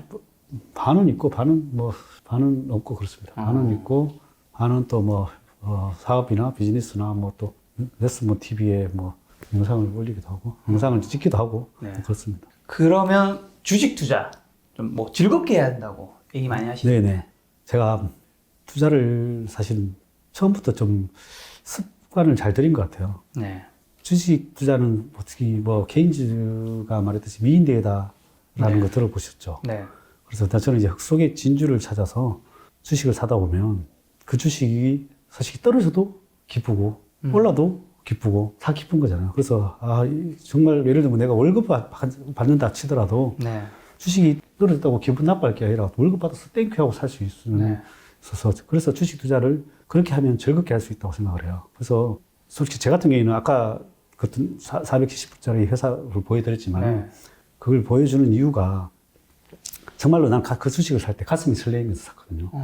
가슴이 설레면서 이거 정말 어떻게 보면 바운서가 되면서 이거 저 주가 어떻게 보면 속으로는 올라가지 마 이러면서 샀어요. 올라가지 마. 그걸 더 많이 싸게 많이 사게 올라가지 마. 그리고 뭐 사고 나면 뭐 떨어져도 땡큐, 뭐 올라가도 땡큐 이런 거죠. 그래서 뭐 충분히 살 때까지는 항상 제 같은 경우는 기분 좋게 살 수 있어서 즐겁게 해야 된다. 그래서 뭐 하루하루 일이 하지 말고 즐겁게 할 수 있는 네. 그 투자법을 제 같은 경우는 이제 터득을 한 거죠. 그래서 뭐 항상 투자를 나름대로는 그런 방식으로 하다 보니까 스트레스 안 받고 즐겁게 하고 있습니다. 매년 뭐 겨울마다 1, 2개월 여행 다니면서도 꾸준히 수익 내신다고. 네. 제 같은 경우에는 이제 또 추위를 싫어하다 보니까 그리고 추위를 싫어하고 또 네. 겨울 되면 따뜻한 나라로 여행을 갔던 것 같아요. 그래서 네. 갔었습니다. 따뜻한 나라로. 그래서 1개월, 뭐 2개월, 뭐 주로 동남아 아니면 호주, 뭐 네. 뉴질랜드 이런 따뜻한 나라로 가서 뭐 혼자서 다닐 때도 있고, 뭐 같이 가는 사람도 있을 때도 있고, 뭐 이렇게 여행을 다녔는데, 이제 저 같은 경우에는 또 삶의 질을 또 중요시하는 편이다 보니까 그 당시부터 워라밸을 신경 썼던 것 같아요. 네. 제 같은 경우에는 평상시에 일을 열심히 하다 보니까 또 겨울에는 좀 힐링을 하자 이렇게 해서 했던 것 같아요. 그래서 제 같은 경우에는 한국에 있어 보니까 참 좀 특이한 게 네. 그렇다고 제가 외국에 나가면 일을 안 하는 건 아니에요. 그래서 낮에는 일을 해서 장보고 일을 하고 오후에는 뭐 때로는 골프도 치고 네. 때로는 또 어디가 여행도 가고 때로는 또 마사지도 받고 뭐 다 할 거 다 해요. 그리고 저녁에는 뭐 거기 뭐 현지 사람들 가서 술 한 잔씩 먹고 아니면은 뭐 좀 파티도 하고 뭐 이렇게 하는데도 불구하고 일을 다 한단 말이죠. 여유를 다 지키는데 한국에 오면 어떤지 알아요? 7시부터 모든 게 다 일이에요. 모든 게 다 일하고 다 연결되는 일이죠. 네. 쉬는 시간이 별로 없더라고요. 이게 분위기가 또 다 그런 것 같아요. 분위기가 모든 사람들 분위기가 다 일에 쫓기는 연속인 것 같더라고요. 그렇죠. 그래서 참 신기하게도 거기 나가면서도 뭐 일이 안 되는 게 아니에요. 다 요즘은 솔직히 노트북 하나 있으면 다 정보원들이 그렇죠. 다 얻을 수 있으니까. 그래서 사실은 제 같은 경우에는 그런 직종을 선택했다는 자체가 어떻게 보면 행운인 것 같아요. 이걸 어떻게 보면은 이 컴퓨터 하나로 그렇죠. 일을 할 수 있는 직종이니까. 그렇죠. 그래서 제 같은 경우에는 뭐 그런 워라밸을 좀 신경 쓰고 하고 있지 않나. 그리고 지금도 최근에는 제가 비즈니스를 이렇게 많이 하다 보니까 네. 좀 최근에 일이 많이 바빴어요. 뭐 한 1, 2년 동안 여행을 못 갔어요. 또 네. 신사업도 있고 이번에 코로나도 있고 뭐 이래서 못 가다 보니까 좀 거기다가 새로운 사업이라는 게 목숨 걸고 하지 않으면 안 되거든요. 네. 스타트업은. 그리고 직원들 관리 이런 것들 다 하다 보면 나름대로 스트레스가 좀 받더라고요. 그렇죠. 스트레스 많이 받았었는데 최근에 우연찮은 계기가 하나 있었어요. 제일 친한 친구가 병마와 사투를 하다 보니까 그래서 안 좋은 뭐 병이 걸려서 일단 병마와 사투를 하다 보니까 정말 삶을 좀 더 봐야 되겠다 이런 생각이 들고 일든 뭐든 네. 스트레스를 받지 말자. 즐겁게 하자. 최근에 좀 내가 좀 스트레스를 받는 와중에 모든 일을 갑자기 이제 즐겁게 하게 되더라고요. 뭐 일하는 것도 즐겁고 또 뭐 주식 투자하는 것도 즐겁고 모든 게 즐거워지더라고요. 그래서 좀 지금 같은 경우에는 뭐 일이 바쁘게 하는데도 불구하고 네. 즐겁고 또 남한테 이렇게 가르쳐 주는 것도 또 즐거움인 것 같고 다 즐거워진 것 같아요. 네, 마인드가 참 중요하다라는. 네네. 그럼 대표님 보면 이렇게 종목 서치는 어떻게 하세요? 종목 서치는 조금 전에 그 뭐 트렌드가 변화되는 종목들 네. 이렇게 나왔다. 그럼 나 앞으로 이렇게 변화가 될 것이야. 그러면 그 종목 섹터들을 저 종목들 다 찾아보죠. 그럼 뭐 내가 찾을 수도 있고 뭐 직원들 예전에는 이제 제가 일일이 다 찾았지만 이제 지금은 직원들이 있으니까 그거 한번 다 찾아봐줘. 가져와봐. 그래서 보고 그 중에서 내가 좋아하는 자산 가치, 네. 내가 좋아하는 뭐 수익 가치 이런 게 다 들어왔을 때 요거 좋아 보이네. 요거 배팅을 하는 거죠. 네, 그러면 어쨌든 한마디로 이게 크게 딱 봤을 때 거기서 좀 추려서 추린 기준이 자산 가치, 뭐 턴어라운드, 네. 뭐 신사업, 신사업, 뭐 네. 트렌드 이런 것도 있는데 네네네. 그렇게 추려서 이만큼 남았어요. 네네. 거기서는 어떻게 선택을 해요? 거기서 이제 차트도 보고 저평가되는 것도 봐야 되고 그다음에 네. 뭐 이게 올랐냐 안 올랐냐. 저 같은 경우는 싸게 사는 걸 좋아하다 보니까 네. 뭐 제 필명이 뭔지 아세요? 저삼 곱함이라고 싸게 사서 비싸게 팔자거든요. 그래서 일단은 싼 구간에 안전 마진이 있는 구간에 들어와야 네. 리스크도 없고 네. 리스크도 없고 또 수익률이 많이 날 수 네. 있어요. 혹시 그런 이거 지금 삐처리하고 한 3개월 뒤에 이거 공개해 볼까? 그런 딱 종목이 있나요? 그런 종목 네, 이거 영상에서 삐처리할 거예요. 그리고 그 대답을 나중에 6개월 뒤쯤에 영상에 댓글로 박을래요. 사실 그때 그 종목은 이거였습니다. 지금 한 정말 하나 딱 정말 이거는 하나만 아까 얘기한 것 중에 돈 네. 관련주 네. 돈 관련주 뭐 여러 가지 처음 들었는데 중소형주인가 봐요. 중소형주예요. 그래서 뭐 그런 거 네, 여러분. 제가 이거 삐처리했고요. 지금 오늘 날짜 며칠이죠? 2020년 12월 14일이죠. 네네. 내년 6월쯤에 그 주가의 그래프와 함께 과연 배진환 대표님이 예측이 맞았는지 안 맞았는지 그거 재밌겠네요. 한번 보도록 하겠습니다. 자, 그리고 또 주식 투자할 거면 이제 경영진의 생각을 읽어야 된다고. 네네. 자, 경영진의 생각이요. 그 사실 저도 경영하는 데 있어서 제 생각을 모르겠는데 경영진 생각 읽는다는 게 사실 읽으라고 하는데 이게 네, 가능한 건가 싶어요. 사실은 좀 거의 불가능하죠. 경진의 생각을. 근데 이제 추론을 하는 거지. 추론을 하는 건데 이제 제 같은 경우에는 이제 대주주 일단 뭐 예를 들면 전자 공시 시스템에서 먼저 봐요. 네. 보고 이제 대주주의 나이 이런 거를 보면 네. 이 사람이 지금 경영권 승계에 신경을 쓰고 있구나. 그럼 회사에 그래서 실적이 안 나는구나. 네. 그런 회사들은 일반인들은 피하는 게 좋죠. 네. 일반인들은 피하는 게 좋은데 제 같은 경우에는 경영권 승계하네. 그럼 나도 같이 승계받지 뭐. 그러면 이래서 저평가 구간에 살 수 있는 구간이네. 네. 이런 생각을 같이 공유를 하는 거죠. 그러면 이제 경영권을 자기만 승계해. 나도 같이 싸게 승계받지 뭐. 이런 걔가 시간과의 싸우는 거죠. 경영진. 네, 경영진의 이제 생각을 그렇게 읽는 방법도 있고, 일단 또 두 번째는 회사가 지금 안 좋아요. 네. 상황이 안 좋으면은 네. 회사는 어떻게든 뭔가 변화를 줘야 될 거 아니에요. 네. 뭐 위기를 타개를 하든 할 방법은 자본을 끌어들이든 네. 정자를 하든 새로운 신사업을 하든 뭐 이렇게 해야 되잖아요. 네. 그런 것들을 이제 이때쯤이면 이 사람이 뭘 변화를 주겠구나. 그런 것들을 이제 파악하는 거죠. 회사가 좀 안 좋은 상황에서. 그리고 이제 그런 것들을 안 될 때는 탐방을 가서 대표이사의 양력이나 탐방을 가서 뭐 전자공 시스템 때 양력도 나오니까 이 사람이 스타일을 또 알 수가 있어요. 뭐 학과를 나왔고 또 어떤 인프라가 있고 어떤 전공을 했고 이런 거에 따라서 또 약간 팁이 있을 수는 있어요. 자, 이렇게 얘기하면 또 김작가 TV 채널의 시청자는 주리 분들이 많거든요. 네네. 네, 함께 들어간 거를 찍어 놓으면 좋을 것 같아요. 예를 들면 전자공시라면 다트 들어가면 네네. 되겠죠. 네네. 자, 네이버에서 다트, 이제 금융감독원 전자공시 시스템 들어가서 조금 큰 회사 중에서 대표님이 좀 잘 아는 회사 뭐 아무거나 뭐 있을까요? 예를 들면 글로비스를 합시다. 쉽게 네, 얘기해서. 글로비스.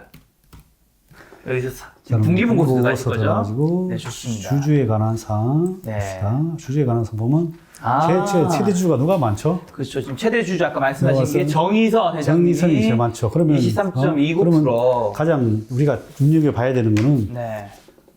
내가 이익을 내면 어디다가 많이 내겠다. 현대차에 많이 내겠습니까? 글로비스에 많이 내겠습니까?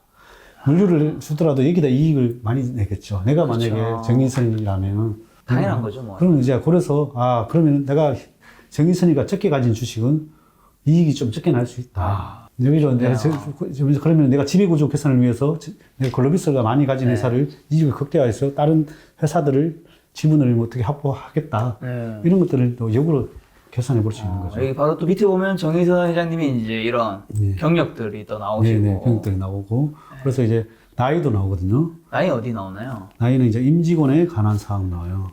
아, 밑에 있네요, 임직원에. 임직원에 나온 사항 나오는데, 임직원이 왜 이렇게 많아? 임직원이 여기 안 들어와 있네? 정의선 회장님 안 보이나 봐요. 나이는 뭐 네이버에서 또 나오니까요, 사실. 하여튼 그 나이를 보면, 그러면 이제 거기에 보통 임직원에 관한 사항에 보통 임직원을 안 들어가 있어요. 근데 직원으로 들어가 있으면 바로 나와요.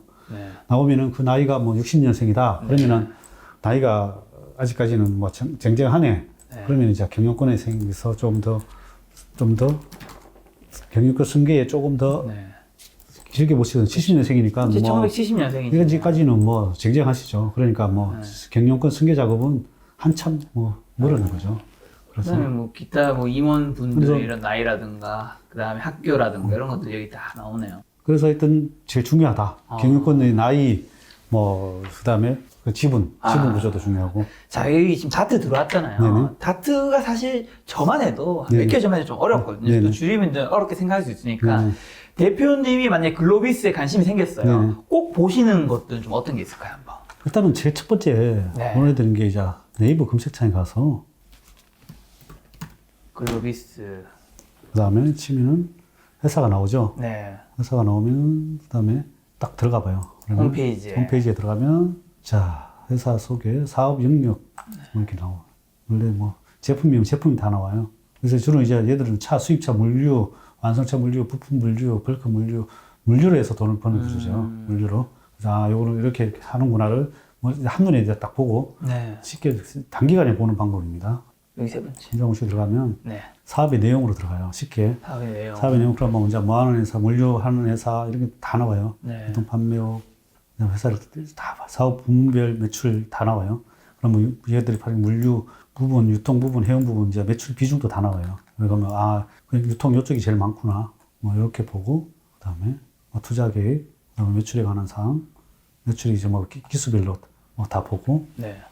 그래서 뭐 제 같은 경우는 뭐 다 보긴 다 봐요. 수주 상황 다 보는데 이제 간단하게 보기 위해서는 이제 스쳐서 보고 뭐 지적재산권 이런 것들 이제 여기서 이제 또 팁이 하나씩 나올 수 있어요. 신사업이나 이런 것들이 뭐 연구하고 있는 거에 따라서 신사업에 대해서 좋은 게 있나 없나 이런 것들이 나올 수 있어요. 그거 한번 보시고 그 다음에 이제 연결재무제표 보고 이제 매출액이 분기별로 늘어나냐 뭐 줄었냐 좀 줄었죠. 그다음에 뭐 이거는 이제 9월 달까지 나온 거니까 누적으로 이렇게 나오는 것도 보고 자 이제 사업 보고서는 이렇게 보면 연으로 해가 나오거든요. 그거 보고 그 다음에 이런 개별 재무제표도 한번 보고 개별 재무제표도 보고 연결은 지금 자회사들까지 다 포함된 거니까 다 보고 그 다음에 이제 이 잡주들은 감사인의 감사 의견도 봐야 돼요. 이게 이게 회사가 망하지 않는 기업을 선택할 때 여기 보면 회계 감사에 뭐 의견을 제출해요. 감사가 이게 뭐 문제가 없다고 다 나오는데 뭐 감사 의견을 검토를 하라겠습니다. 적정 이외에 감사 의견을 받은 중소기업. 근데 문제가 있는 기업은 뭐가 문제가 있다고 딱 나와요. 감사 의견에. 의견에. 그래서 그거를 좀 조심하시고 보시고 그리고 그다음에 이제 계열회사에 관한 사항, 계열회사들 봐서 이익이 얼마나 하고 이런 것들 다 볼 수 있어요. 보고 그다음에 저 중요시 봐야 되는 거는 주식의 자본금 변동 사항도 봐야 돼요. 시비 발행한 게 있나 없나 이런 것들도 봐야 돼요. 그래서 이걸 보고 회사가 아 이거 발행할 날짜가 뭐 얼마 안 남았다. 그러면 이제 뭐 시비 같은 게 발행한 게 곧 전환되는 날짜가 얼마 안 남았다. 그러면은 조심해야 되는 거죠. 전환 가격이 많이 올라가 있다. 그러면 이제 물량으로 쏟아질 수 있으니까 그런 것도 조심해야 되고. 어떻게 보면 지금 대표님이 투자하고 있는 종목은 몇 종목 정도 되시죠? 한 50 종목. 50종목. 50종목의 다트 정도는 다 빠삭해. 그렇지도 않아요. 그렇진 않다. 이제 저도 이제 예전에는 탄 종목에 이제 바싹하게 했는데 요즘은 조금 어떻게 보면 이제 나태해졌네요. 조금 일도 바쁘고 또 뭐냐면 좀 노하우가 많이 쌓이다 보니까 레벨이 올라가셔서 좀 조금만 봐도 깊이가 좀 덜합니다. 알겠습니다. 어쨌든 대표님 슈퍼개미는 어떻게 이제 전자공시 다트를 보는지 한번 같이 봤고요. 대표님 100% 이전에는 팔지 않은 걸 원칙으로 한다면서요? 그렇게 하려고 하고 있습니다. 근데 뭐 간혹 아닌 경우도 있긴 있습니다. 왜 100%인 거예요? 원금을 기준으로 한 건가요? 원금을 이제 투자 매수 단가 기준으로 네. 매수 평균 단가 기준으로 100%를 주로 하는데 보통 있잖아요. 주식이 100% 정도는 쉽게 올라가더라고. 어떤 중소형주 같은 경우에는. 그래서 중소형주 같은 경우에는 100%까지 갔다가 100% 정도에서 보통 많이 꺾이는 경우가 많아요. 꺾이는 경우가 많기 때문에 이제 100% 정도 나면 어느 정도 엑시트하고 이제 더 많이 뭐 텐베그 가능한 종목들 같은 네. 경우에는 더 길게 끌고 가고 그렇게 하고 있습니다. 또 뭐 금융 지식 교육을 좀 일찍부터 해야 된다고. 일찍 하면 할수록 좋다고 보고요. 네. 뭐 예를 들면 워렌 버핏도 뭐 5살 때부터 투자를 했다는 얘기가 있고 유대인들은 13살 때부터 뭐 일찍 정리를 해주셔서 주식 투자를 하게 만든다고 그러잖아요. 투자 교육을 시키고. 그래서 사실은 제가 우리 애도 지금 어릴 적부터 일정 부분 정리를 해서 투자를 하고 있고 수익을 꽤 내고 있는데요.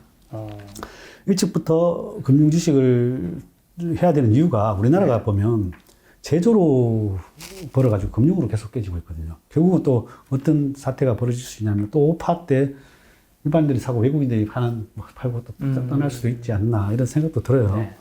그래서 사실은 우리나라 사람들이 금융 지식이 좀 너무 약해요.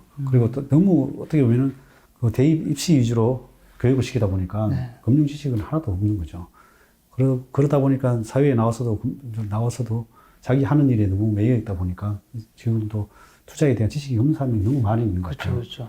그래서 사실은 이 투자에 대한 지식이 있으면은 돈의 흐름과 그다음에 그걸 알게 되면 솔직히 돈이라는 게 파이프라인이 만들 수 있거든요. 돈을 잘 이용하면 돈을 버는 구조를 만들어야 되는 거거든요. 근데 그거를 배우고 안 배우고 차이가 엄청나게 차이가 나는 거죠. 어린애들이 그런 파이프라인을 만드는 구조를 알고 세상에 나왔을 때랑 그렇게 돈이 벌게 하는 구조를 모르고 태어났을 때랑 그리고 어릴 적부터 시작을 하는 때랑 그런데 제 같은 경우에는 어릴 적부터 해서 오히려 학원비를 좀 줄여서 투자를 먼저 정리를 해서 애한테 투자 교육도 가르치고 전문 지식 교육을 가르쳐서 사회에 나왔을 때 물론 자기 학비를 하물며 학비라도 보탤 수 있을 것이고 두 번째 뭐 집을 하나 살 수도 있고 사회에 나왔을 때 사업 자금을 마련할 수도 있는 거죠.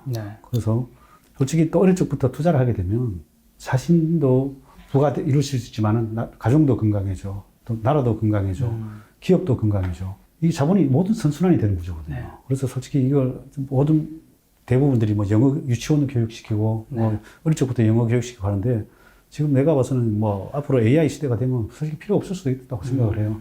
그래서 뭐 그런 이게 입시 위주의 교육에 너무 치중하지 마시고 금융 교육도 어느 정도는 지장되지 않는 범위 내에서 해주는 게 좋다고 생각을 하고 있습니다. 자식분에게는 어느 정도 중요하게 하시고 저는 그때 한 7년 정도 전에 한 1,500만 원 정리한 것 같아요. 1,500만 원 정리했던 게 꽤 수익이 나가지고 지금은 이제 최근에 한 1억 더 정리를 했어요. 그게 한 총 합치면 한 6억 정도 되는 것 같아요.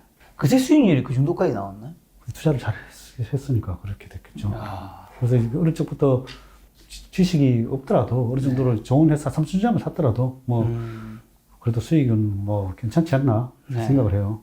배당도 받고 복리도 불고 그리고 어쨌든 상해에서 투자를 하게 되면 아무래도 애가 또 어떻게 보면 더 애랑 투자를 하다 보면 더 좋은 주식을 줄 수밖에 없어요. 지금 자기들이 보통 투자를 할 때는 나무 말 듣고 아니면은 돈을 빌려서 사고 이러면서 위험해질 수 있잖아요. 근데 이제 애들한테는 아무래도 좀 좋은 주식을 사줄 수 있는 뭐 계기가 되지 않을까 생각합니다. 알겠습니다. 그러면 이제 투자를 할 때 보면 사실 양대축이 이제 주식과 부동산이잖아요. 사실 지금 주식도 코로나 때 1,400까지 폭락했다 지금 2,700. 그다음에 부동산도 지금 굉장히 많이 올랐죠. 지금 둘 다 뭐 고점이라는 얘기가 다 있는데 지금 시점에서는 좀 어디를 향후 더 좋게 보세요? 주식하고 부동산. 저는 뭐 100% 주식이죠, 주식. 주식을 무조건 해야 된다고 생각을 하고.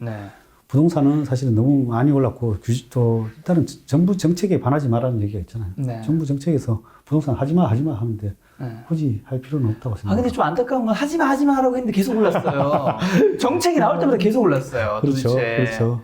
근데 이제 뭐 어쨌든 그래도 3기 신도시 발표하면 조금 뭐 달라지지 않을까요? 또 뭐 일단은 수요와 공급에 의해서 공급이 뭐 풀려버리면 좀 나아질 수 있지 않을까요? 지금 아마 그 부동산 지금 마음이 급해서 사고 싶으신 분들이 많을 텐데 그분들한테 조금 조언이 되는 말씀 해주신다면 그리고 좀 언제부터는 좀 안정화 아니면 좀 하락할 수도 있다 이런 게 있다면 저는 사실 부동산은 잘 모릅니다. 그러나 일단 좀 이렇게 사야 될 때와 팔아야 될 때는 좀 잘 아는 편이에요.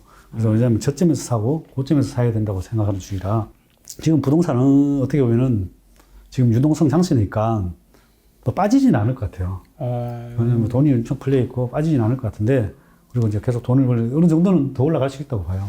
그러나 그게 또 어떻게 보면 또 상투일 수 있다고 봐요.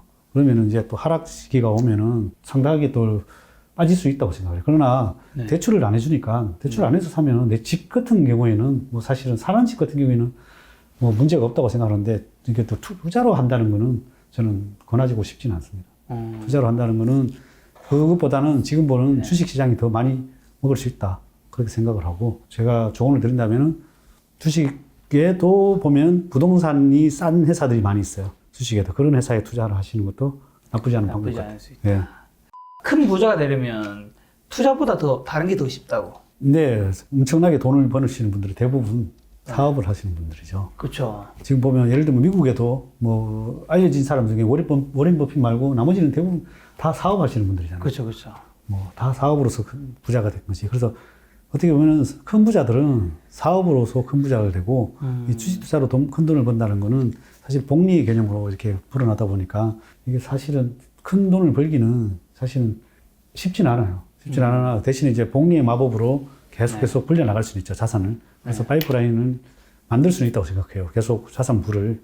그러나 뭐 일정한 배당도 받고 수익도 하면서 널리 나갈 수는 있지만 사업만큼 큰 돈을 버는 건 없는 것 같아요.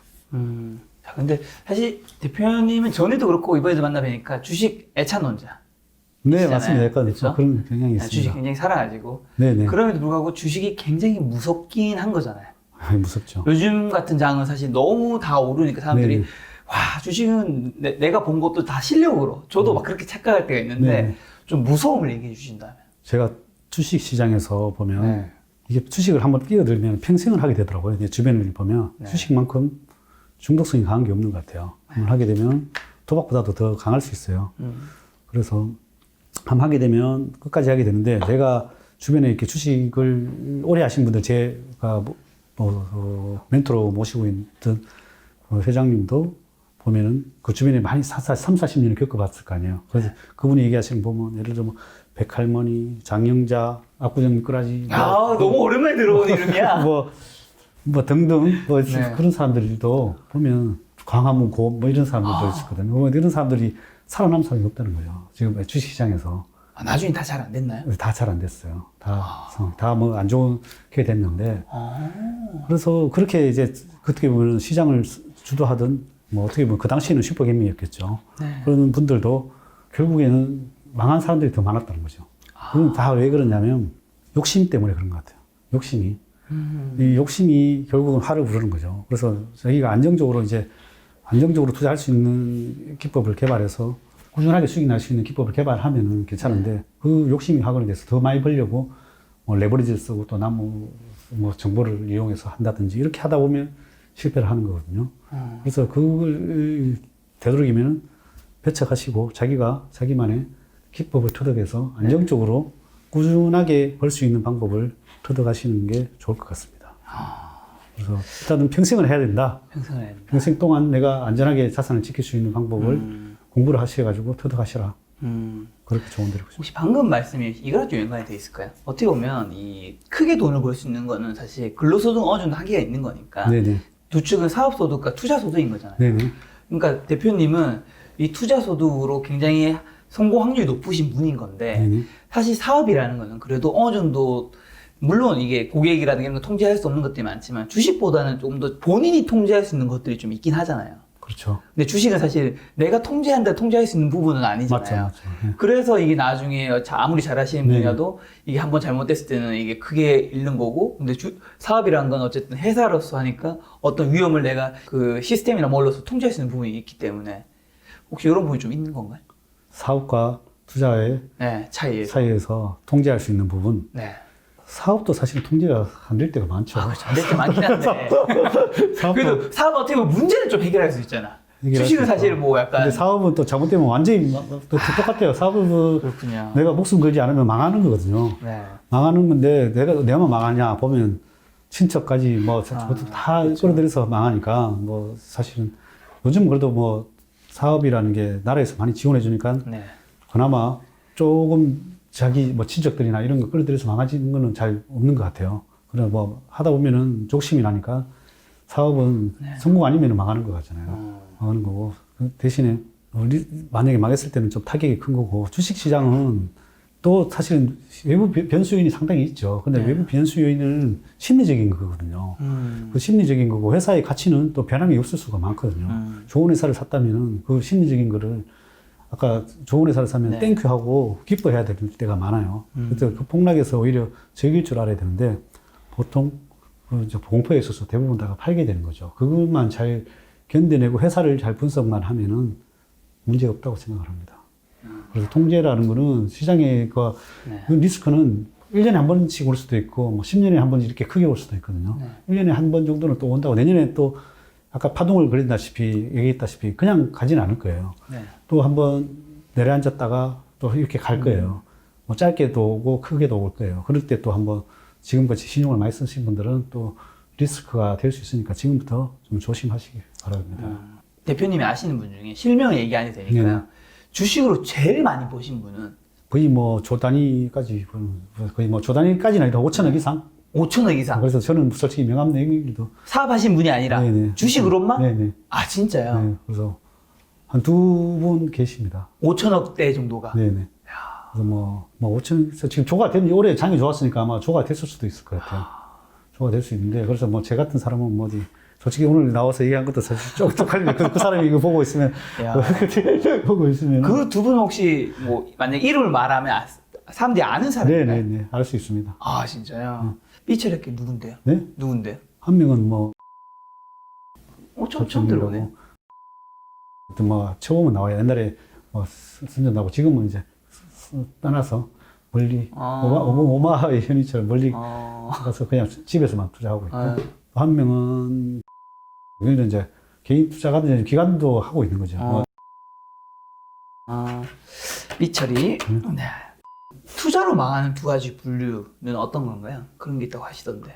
투자로 망하는 부류가 딱 두 가지인데요. 하나는 아까 얘기했다시피 레버리지를 많이 쓰는 사람. 레버리지를 써서 제 주변에 한 명은 이 주식을 잘 해가지고 돈 100억을 벌었어요. 오. 100억을 벌었는데, 부자시네. 100억을 벌었는데, 근데 순식간에 망했어요. 그리스 사태였나? 하여튼 그때 뭐 중국 사태였나? 그때 주가가 좀 빠질 때가 있었어요.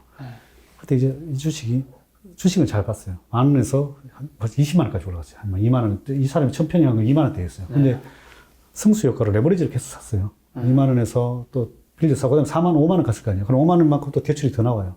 그럼 더 빌려서 더 사요. 그럼 또 10만 원 가면 10만 원만큼 대출이 더 나와요. 그럼 또 10만 원에서 또 더 사요. 그럼 15만 원 올라가니까 이 회사가 계속 좋다고 보니까, 그렇게 보면은 그 회사에 거의 뭐 너무 장밋빛만 본 거죠. 네. 그런데 회사는 좋았어요. 계속 성장을 했으니까. 근데 20만 원이 갔어요. 네. 그 20만 원을 갖는 동안에 이게 20만 원 갔다가 한 10만 원 정도 반대로 쳐박아 버리니까 그때 빌렸던 것들이 한 30%만 하라고 그래도 빌렸던 게 많으니까 순식간에 반대 분매가 나가는 거죠.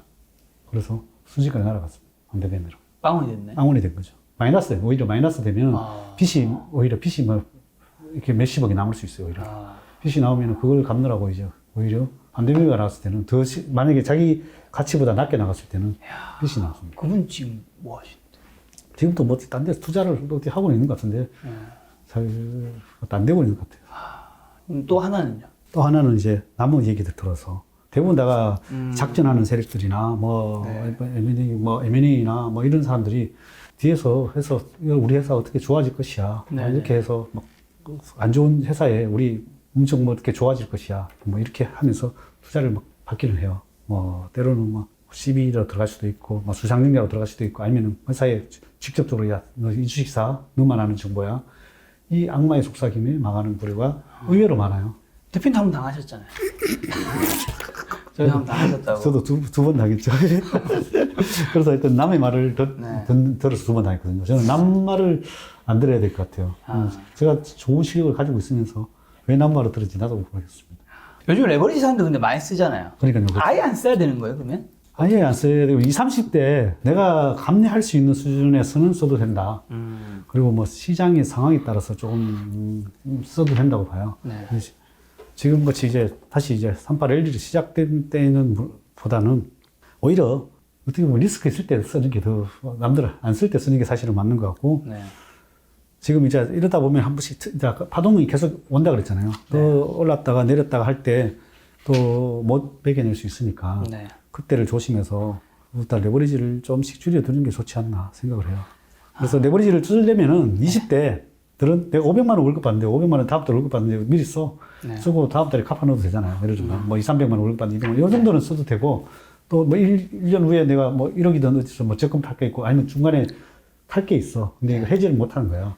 중간에서 내가 아니면 보험이 들어가는 게 있어. 네. 이걸 해지해서 갚을 수 있는 게 있으면은 써도 된다. 20, 30대들은. 그리고 40대, 50대들은 조금 현금 비중을 조금 늘리고 60대들은 한 3, 40% 이상을 현금을 가져가야 된다. 현금성 자산을 금이든 채권이든 3, 40%는 가져가야 된다. 그렇게 생각합니다. 사실 주식 투자할 때 이 수익률만큼 중요한 게 시드머니인 거잖아요. 네네. 이 일반 직장인분들이 이 시드머니 좀 어떻게 모아야 될까요? 제가 시드머니를 모으려고 하면 네. 좀 어려울 것 같고요. 그걸 계속 분리라고 저는 말해드리고 싶어요. 왜 그러냐면 주식 투자를 내가 좋은 종목을 예를 들면 삼성전자를 사겠다. 네. 그러면 그거를 투자를 시작을 했는데 이걸 모으다 보면 언제 주식 다 올라가 버리면 안 되잖아요. 그래서 뭐 주식이라는 게 하락할 수도 있고 떨어질 수도 있으니까 네. 내가 좋은 주식이 만약에 정해졌다 그러면은 월급 받는 족족 기쁘게 아까 연애하듯이 내가 좋은 종목이 발굴되면 네. 떨어지든 오르든 계속 그 종목을 사요. 네. 그러고 나서 계속 하다 보면 그 주식이 많이 올라갈 거예요. 그러면 이제 나중에 이제 내가 원하는 가격이 올 때까지는 계속 그 회사를 투자를 하면 되는 거죠. 시드머니를 모으고 투자한 게 아니라 네. 모을 때부터 이미 네, 모을 때부터 투자를 네, 하고 모을 있어요. 때부터 투자를 해서 그렇게 해서 제 같은 경우에는 그렇게 모아서 1억을만 만들면은 저는 파이프라인이 만들어질 수 있다고 생각을 해요. 1억이요? 네. 왜요? 제가 그랬거든요. 어떻게 보면 2000년도 때 1억을 만들고 나서 그 후로 돈을 뭐 추가로 넣은 적은 없어요. 네. 오히려 찾았으면 썼지. 근데 그 후로 뭐 예를 들면 월급 받는 거 뭐 생활하는 거 쓰는 것들은 오히려 그전에는 오히려 찾아 쓰는 게 많았고 그다음에 내가 나오는 돈으로 생활을 하고 네. 버는 돈으로 생활을 하고 나머지 돈은 계속 복리를 불어나갔던 것 같아요, 주식이. 그러면 이제 그게 계속 어떻게 보면 계속 불어나면서 이렇게 제가 이렇게 슈퍼개미가 된 것 같고요. 그래서 1억만 되면은 내가 버는 돈은 다 써도 된다. 저는 그렇게 말해드리고 싶어요. 오히려 뭐 사실 너무 자린고비처럼 살 필요 없다. 조금씩 좀 내가 여가 활동도 지키고 좀 즐겨라. 그렇게 말해드리고 싶어요. 왜냐하면 1억이 되고 나면 내가 솔직히 연 26%의 수익을 낼 수 있는 자신만 있으면 네. 10년이면 10억이 되거든요. 네. 그리고 또 10년이면 100억이 돼요. 네. 그럼 20년이면 100억이 되니까 나는 젊은 나이면은 20대들이면은 1억 모을 때까지는 악착까지 해. 뭐 모으든지 투자를 하든지 1억까지는 해라. 그걸로 연 26% 벌 수 있는 투자 방법을 터득해라. 그거는 뭐 김작가 TV에서도 네. 뭐 나올 수 있을 것이고 뭐 우리 레슨먼 TV에서 가르쳐 줄 수도 있는 거고 뭐 여러 가지 유튜브 채널들이 있으니까 그거는 활용하셔서 자기가 26%벌 수 있는 방법을 자기만의 기준을 만드셔야 된다. 그러면은 자산이 엄청나게 불어나. 꼭 26%가 아니더라도 네. 돈이 승수 효과를 계속 벌기 때문에 뭐 10%만 벌더라도 이 승수 효과가 상당히 커요. 그렇기 때문에 거기서 위기 때나 뭐 급할 때나 찾았어도 충분히 거기 계속 자본은 불어나요. 제가 알기로 연 26% 20년 달성하면 월가시 데려간다고 하던데. 그래, 나는 안 데려가죠. 저는 영어가 안 되시나 봐요. 좀 약하죠. 야, 어쨌든 대표님은 이제 스스로 밝히셨듯이 이제 정확하게 얼마 있는지는 말씀하시지 않으셨지만 어쨌든 수백억 대는 있다고 말씀해 주셨잖아요. 네네. 그런 대표님도 2000년에는 가지고 있는 시드머니로서 굴리는 거는 1억이었다. 2000년, 네, 그렇습니다. 네, 2000년에. 예, 예. 2000년에 1억이셨는데 네네. 지금 어쨌든 100억 대 이상의 수백억 대 부자가 되시는 네네. 거라는 거죠. 네네. 그런 대표님이 네. 내년에 어떻게 주식을 좀 잘못했어요. 네네. 그래서 다 말아먹었습니다. 네네. 이제 모든 돈이 다 날라갔어요. 네네. 빵원부터 시작하는 다행히 대출은 없어요. 자, 네. 그럼 대표님은 좀 어떻게 하실 거예요? 사실 그게 저는 많은 지금 분들이 네. 고민하는 것 같아요. 지금 내가 돈이 없는데 네. 내가 어떻게 일어서고 하냐. 네. 저는 저라는 자산이 있다고 생각을 해요. 네. 제가 뭐 돈은 빵원이 됐지만은 저라는 자산이 사실은 뭐 어떻게 보면은 비교도 할 수 없는 자산이라고 생각을 해요. 내 스스로의 자산이. 여러분들도 스스로가 충분히 그렇게 있는 자산이라고 생각을 해요.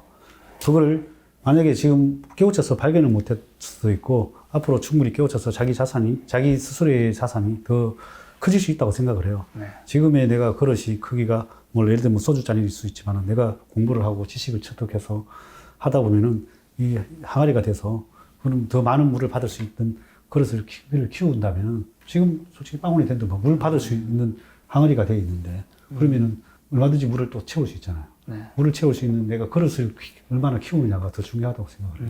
저는 그릇을 지금이 빵원이 돼도 충분히 일을 쓸 수 있다고 생각을 합니다. 야, 지금 그 돈의 그릇을 네. 내가 만드는 것이 굉장히 중요하다는 얘기를 주셨는데 네네.